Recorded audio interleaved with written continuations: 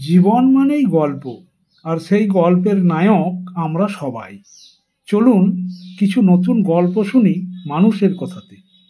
আজ আমরা চলে এসেছি এমন একজন মানুষের কাছে যিনি নিজের হাতে তৈরি করেন খোল, মৃদঙ্গ, তবলা, মাদল, আবার সেগুলোকে মেরামতো করেন সুনিপুণভাবে। তার পরিচয় তার নিজের মুখেই শুনুন। আপনার নামটা বলুন। আমার নাম হচ্ছে প্রদীপ রবি দাস। আর গ্রাম?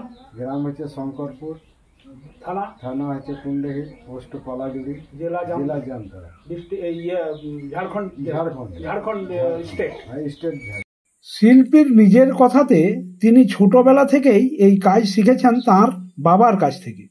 এখনো প্রতিটি যন্ত্র বানানোর সময় মনে হয় যেন নতুন কিছু জন্ম দিচ্ছেন। শুধু তৈরি নয়, বাজাতেও পারেন তিনি।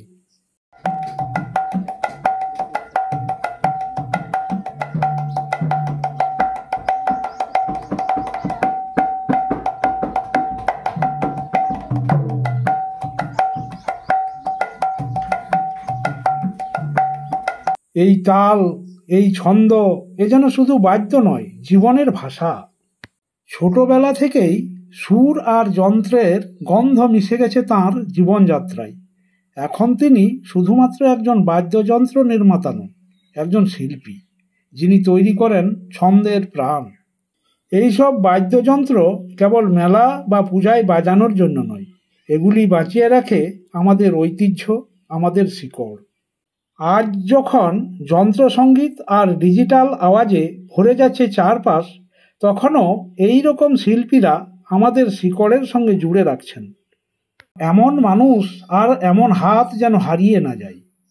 আমাদের দায়িত্ব তাদের চিনে রাখা, কৃতজ্ঞতা জানানো।